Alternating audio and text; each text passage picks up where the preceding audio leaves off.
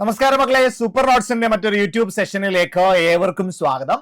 നമ്മൾ ഇന്ന് നോക്കാനായിട്ട് പോകുന്നത് സി പി ഒയുമായി ബന്ധപ്പെട്ട് വരുന്ന ചില പ്രധാനപ്പെട്ട കാര്യങ്ങളാണ്. അതായത് സി പി ഒ എന്ന് പറയുന്ന എക്സാമിന് വേണ്ടി പ്രിപ്പയർ ചെയ്യുമ്പോൾ മുൻ വർഷങ്ങളിൽ വന്നിട്ടുള്ള കട്ട് ഓഫ് എത്രയാണ്, എത്ര മാർക്കിന് വേണ്ടിയിട്ടാണ് നിങ്ങൾ പഠിക്കേണ്ടത്, എങ്ങനെയാണ് ഇനി നിങ്ങളുടെ പഠനം മുന്നോട്ട് കൊണ്ടുപോകേണ്ടത്, ഇതുവരെ ഉണ്ടായിരുന്ന ഒരു സ്ട്രാറ്റജിയിൽ പഠിച്ചു പോയാൽ നിങ്ങൾക്ക് നല്ല സ്കോറിലേക്ക് എത്താനായിട്ട് കഴിയുമോ, അല്ലെങ്കിൽ റാങ്ക് ലിസ്റ്റിൽ എത്താൻ കഴിയുമോ, റാങ്ക് ലിസ്റ്റിൽ എത്തിയാൽ മതിയോ, എത്ര റാങ്കിനുള്ളിലേക്ക് എത്തണം, ഇങ്ങനെ ഒരുപാട് ചോദ്യങ്ങൾ, ഒരുപാട് സംശയങ്ങൾ നിങ്ങളുടെ മനസ്സിലുണ്ടാവും. ആ സംശയങ്ങൾ ദൂരീകരിക്കുക എന്നുള്ളതാണ് ഈ ഒരു സെഷൻ കൊണ്ട് ഉദ്ദേശിക്കുന്നത്. എല്ലാവർക്കും ഈ ഒരു സെഷനിലേക്ക് സ്വാഗതം. നമുക്ക് നേരെ നമ്മുടെ വീഡിയോയിലേക്ക് പോവാം.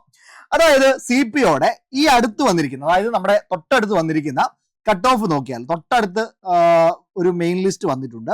ആ ഒരു മെയിൻ ലിസ്റ്റ് പ്രകാരമുള്ള കട്ട് ഓഫ് 593/2023 എന്ന് പറയുന്ന റാങ്ക് ലിസ്റ്റിലുള്ള കട്ട് ഓഫ് പരിശോധിച്ചാൽ SAP 51 മാർക്കാണ് കട്ട് ഓഫ് ആയിട്ട് വന്നിരിക്കുന്നത്. SAP വന്നിരിക്കുന്ന കട്ട് ഓഫ് എത്രയാണ്? 51 മാർക്കാണ്. 744 പേരാണ് ഈ ഒരു ലിസ്റ്റിൽ ഉൾപ്പെട്ടത്. എന്നാൽ തൊട്ടു മുമ്പുണ്ടായിരുന്ന നിലവിലുള്ള റാങ്ക് ലിസ്റ്റ് പ്രകാരം തൊട്ടു മുൻപുണ്ടായിരുന്ന നോക്കിയാലോ, 1971 പേരെ ഉൾപ്പെടുത്തി 45.67 ആയിരുന്നു കട്ട് ഓഫ്. കട്ട് ഓഫിൽ എന്ത് സംഭവിച്ചു? ഇതിൽ നിന്നൊരു വർധനവാണ് SAPയിൽ സംഭവിച്ചിട്ടുള്ളത്. അതായത് നോക്കിക്കഴിഞ്ഞാൽ കൃത്യമായിട്ട് മനസ്സിലാവും, ഒരു 6 മാർക്കിന്റെ വർധനവ് കട്ട് ഓഫിൽ വന്നിട്ടുണ്ട്. എണ്ണം നോക്കിയടാ, 1900ന്റെ പകുതിയിൽ താഴെ പേര് മാത്രമേ എവിടെയുള്ളൂ, മെയിൻ ലിസ്റ്റിൽ ഉൾപ്പെട്ടിട്ടുള്ളൂ. ഇനി ഇതിന്റെ ഫിസിക്കൽ പാസ്സായി കഴിയുമ്പോഴത്തേക്ക്, ഇപ്പൊ ഫിസിക്കൽ കഴിഞ്ഞു, അപ്പൊ എത്ര പേര് പാസ്സായിട്ടുണ്ടെന്നുള്ള ലിസ്റ്റൊക്കെ ഇനി വരുമ്പോ നമുക്ക് മനസ്സിലാക്കാനായിട്ട് കഴിയുന്നത് ചിലപ്പോൾ 3-1 പേര് മാത്രമേ ഫിസിക്കൽ പാസ്സാകത്തുള്ളൂ. അപ്പൊ റാങ്ക് ലിസ്റ്റിലേക്ക് എത്തുമ്പോൾ വളരെ കുറച്ച് ആളുകൾ മാത്രമേ ഇവിടെ കാണത്തുള്ളൂ, റാങ്ക് ലിസ്റ്റിൽ കാണുകയുള്ളൂ. ഇതിനടുത്ത് നോക്കിയാൽ KP1 45.67 ആണ് നിലവിലത്തെ കട്ട് ഓഫ്. നേരത്തെ കട്ട് ഓഫ് 44 അതായത് 1 മാർക്കിന്റെ വ്യത്യാസമേ ഉള്ളൂ. പക്ഷെ എണ്ണം നോക്കിയേ, 633 1003 പകുതിയോടടുത്ത് പേര് മാത്രമേ മെയിൻ ലിസ്റ്റിൽ ഉൾപ്പെട്ടിട്ടുള്ളൂ. ഇനി KP2 ആണെങ്കിൽ 45.67 ആയിരുന്നു കട്ട് ഓഫ്. 1618 പേര് മെയിൻ ലിസ്റ്റിൽ ഉണ്ടായിരുന്നു. എന്നാൽ നിലവിലത്തെ കട്ട് ഓഫ് 52.33 ആണ്. ഇവിടെ നിന്ന് നോക്കുമ്പോൾ അവിടെയും ഒരു 6-7 മാർക്കിന്റെ വർധനവുണ്ട്. പകുതിയിൽ താഴെ പേര് മാത്രമേ എവിടെ ഉള്ളടേ റാങ്ക് ലിസ്റ്റിലുള്ളൂ. അതായത് കൃത്യമായിട്ട് പറഞ്ഞു കഴിഞ്ഞാൽ 3-1 പേരെ നിലവിൽ എവിടെയുള്ളൂ, റാങ്ക് ലിസ്റ്റിലുള്ള മെയിൻ ലിസ്റ്റിലുള്ളൂ. ഇനി ഇതിന്റെ ഫിസിക്കൽ പാസ്സായി വരുമ്പോഴത്തേക്ക് ഇതിന്റെയും 3-1 പേരെ എവിടെ വരത്തുള്ളൂ, റാങ്ക് ലിസ്റ്റിലേക്ക് എത്തത്തുള്ളൂ. അത്രയും കുറവ് എവിടെ വന്നിട്ടുണ്ട്, റാങ്ക് ലിസ്റ്റിലേക്ക് എത്തുന്നവരുടെ എണ്ണത്തിൽ വന്നിട്ടുണ്ട്. KP3 നോക്കിയാൽ 45.33, നേരത്തെ 46 ആയിരുന്നു. 1300 പേരുണ്ടായിരുന്നെങ്കിൽ ഇപ്രാവശ്യം 1057, അവിടെയും കുറവാണ്. KP4 48.33 ആണ് കട്ട് ഓഫ്. നേരത്തെ 45 ഉണ്ടായിരുന്നുള്ളൂ, അല്ലെ? പകുതിയോടടുത്ത്, അല്ലെ? ഒരു 1200 പേരെ ഇട്ടെടുത്ത് 800 പേരെയാണ് മെയിൻ ലിസ്റ്റിൽ ഉൾപ്പെടുത്തിയിട്ടുള്ളത്. KP5 ആണെങ്കിൽ 42 ആയിരുന്നു കട്ട് ഓഫ് എങ്കിൽ തൊട്ട് മുമ്പത്തെ റാങ്ക് ലിസ്റ്റിൽ 39.33 മാത്രമായിരുന്നു കട്ട് ഓഫ്. 1017 പേര് അന്നുണ്ടായിരുന്നെങ്കിൽ ഇപ്പോൾ 583, പകുതിയോടടുത്ത് പേര് മാത്രം. MSP നോക്കി, ഏറ്റവും കൂടുതൽ ആളുകൾ ഉൾപ്പെടുന്ന MSP ആണ്. 51 പേര് മാത്രമേ, 51 മാർക്ക് മാത്രമേ കട്ട് ഓഫ് ആയിട്ട് വന്നുള്ളൂ. അതായത് 51 എന്ന് പറയുന്ന ഒരു കട്ട് ഓഫിലേക്ക് പോയി. നേരത്തെ അത് 50 ആയിരുന്നു, 1 മാർക്ക് കൂടി. എന്നാൽ എണ്ണം നോക്കിയേ, 817, നേരത്തെ 1424, പകുതിയോടടുത്ത ആളുകൾ മാത്രം. അതായത് മൊത്തത്തിൽ നോക്കുമ്പോൾ കട്ട് ഓഫ് എങ്ങോട്ടാണ് മക്കളെ? കട്ട് ഓഫ് ജെറ്റ് വിട്ടതിനോട് മേപ്പോട്ടാണ് പോകുന്നത്.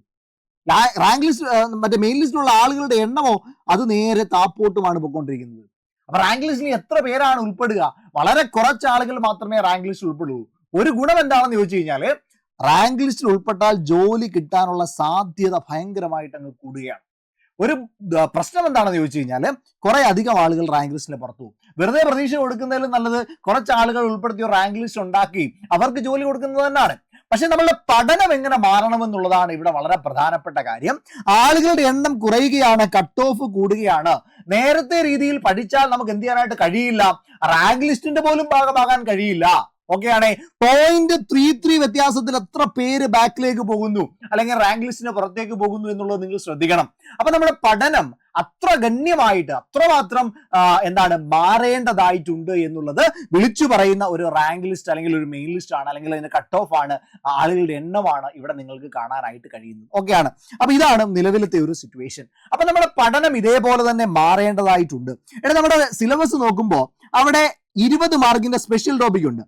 ഇത്തവണ BNS പോലെയുള്ള BNSS, അതേപോലെ തന്നെ BS, ഇതൊക്കെ ആയിരിക്കും, ഭാരതീയ സാക്ഷിയൊക്കെ ആയിരിക്കും നമ്മുടെ സിലബസിന്റെ ഭാഗമാകുക.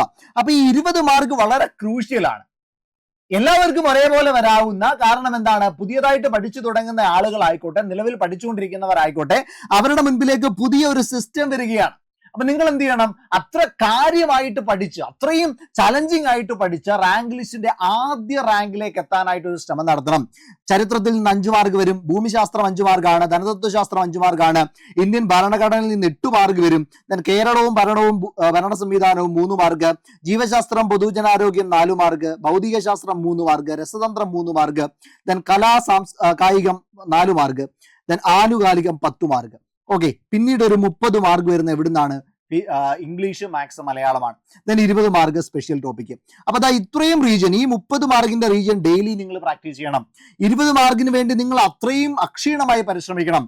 10 മാർക്ക് കറണ്ട് അഫെയർ നിങ്ങൾ കൃത്യമായിട്ട് റിവൈസ് ചെയ്ത് പഠിക്കണം.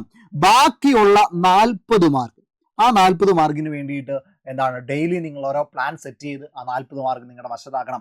അപ്പൊ കൃത്യമായിട്ടൊരു പഠനത്തിലൂടെ നിങ്ങൾക്ക് എന്ത് ചെയ്യാനായിട്ട് കഴിയും, റാങ്ക് ലിസ്റ്റിലേക്ക് എത്താൻ കഴിയും. അപ്പൊ ഈ സിലബസ് തീർക്കാനായിട്ട് വെറുതെ പോയാൽ പോരാ, നിങ്ങൾ SCRTയും NCRTയും കൃത്യമായിട്ട് പഠിക്കണം. SCRTയിൽ നിന്നും NCRTയിൽ നിന്നുള്ള പോയിന്റുകൾ ഒന്നും സ്കിപ്പ് ചെയ്യാതെ വ്യക്തമായിട്ട് അതിൽ നിന്ന് പഠിച്ചെടുക്കണം. PYQ, മുൻവർഷ ചോദ്യങ്ങളെ കുറിച്ച് നിങ്ങൾക്ക് നല്ല ധാരണയുണ്ടാവണം.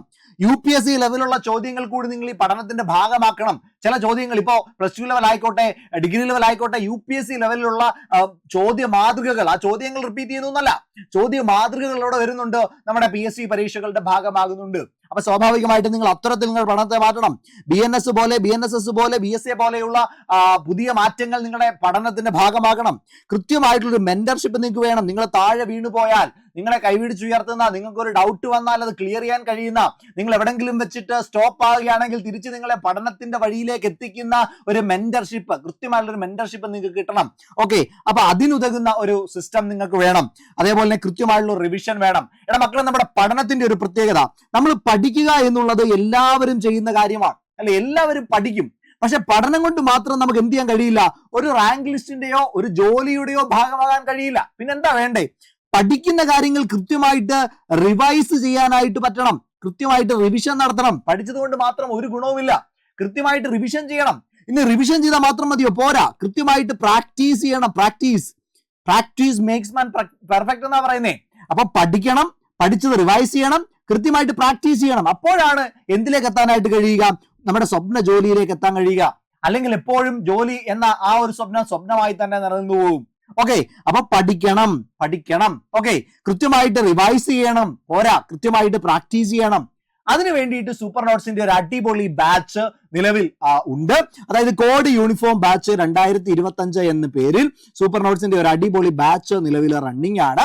ഈ ബാച്ചിന്റെ പ്രത്യേകത CPO, WCPO, civil excise officer, അതേപോലെ തന്നെ ഇനി വരാനിരിക്കുന്ന ഫയർമാൻ, ഫയർഫോഴ്സ് പോലെയുള്ള മറ്റ് ഫോഴ്സ് ലെവൽ പരീക്ഷകളായിക്കോട്ടെ, എല്ലാത്തിനും കൂടിയുള്ള ഒരു കോമൺ ബാച്ച് ആണ്. ഇതിന്റെ എല്ലാം സ്പെഷ്യൽ ടോപ്പിക് നിങ്ങൾക്ക് ലഭ്യമാകും. ഈ ബാച്ചിന്റെ ഫീസ് എത്രയാണ്? 3299 രൂപ മാത്രമാണ്. ഈ ഒരു ഫീസിൽ ഇതിന്റെ എല്ലാ മെയിൻസിന്റെ ടോപ്പിക്കുകൾ, അതായത് സ്പെഷ്യൽ ടോപ്പിക്കുകൾ നിങ്ങൾക്ക് ലഭിക്കുമെന്നുള്ളതാണ് ഇതിന്റെ പ്രത്യേകത. അപ്പൊ ഈ ബാച്ച് കൃത്യമായിട്ട് നിങ്ങൾ പ്രയോജനപ്പെടുത്തണം. ഇതിനകത്തിൽ ഞാൻ മുമ്പേ പറഞ്ഞതുപോലെ കൃത്യമായിട്ട് പഠിക്കാനുള്ള കണ്ടന്റ് ഉണ്ട്. 200+ അവേഴ്സിന്റെ ലൈവ് റെക്കോർഡഡ് സെഷനുകൾ നിങ്ങൾക്ക് കിട്ടും. പോരാ, കൃത്യമായിട്ട് റിവൈസ് ചെയ്യണം. അതിന് വേണ്ടിയിട്ടൊരു സ്റ്റഡി പ്ലാൻ ഉണ്ട്. അതേപോലെ ഡെയിലി പ്രാക്ടീസ് ചെയ്യാൻ ടെസ്റ്റുകൾ ഉണ്ട്. ഇനിയും കൃത്യമായിട്ട് PYQകളുടെ സെഷൻ ഉണ്ട്. ലൈവ് ആയിട്ട് ഈ ക്വസ്റ്റൻ എങ്ങനെ സോൾവ് ചെയ്യണം എന്നുള്ളതിന്റെ സെഷനുകൾ ഉണ്ട്. മോട്ടിവേഷണൽ സെക്ഷനുകൾ ഉണ്ട്. കൃത്യമായിട്ടൊരു മെന്റർഷിപ്പ് ഉണ്ട്. അത്തരത്തിൽ നിങ്ങൾക്ക് പഠനത്തിൽ സഹായകമാക്കാൻ കഴിയുന്ന എല്ലാ സാഹചര്യങ്ങളും ഒരുക്കിക്കൊണ്ടാണ് സൂപ്പർ നോട്ട്സിന്റെ ഈ ഒരു ബാച്ച് നമ്മൾ ഡിസൈൻ ചെയ്തിരിക്കുന്നത്. അപ്പൊ എത്രയും വേഗം ഈ ഒരു ബാച്ചിന്റെ ഭാഗമാകുക. 8281223366 എന്ന് പറയുന്ന നമ്പറിൽ കോൺടാക്ട് ചെയ്ത് കഴിഞ്ഞാൽ ഇതിന്റെ എല്ലാ കാര്യങ്ങളെ കുറിച്ചും കൃത്യമായിട്ട് നിങ്ങൾക്ക് പറഞ്ഞു തരും. അപ്പൊ നമുക്ക് ബാച്ചിൽ കാണാം. അതുവരേക്കും താങ്ക് യു.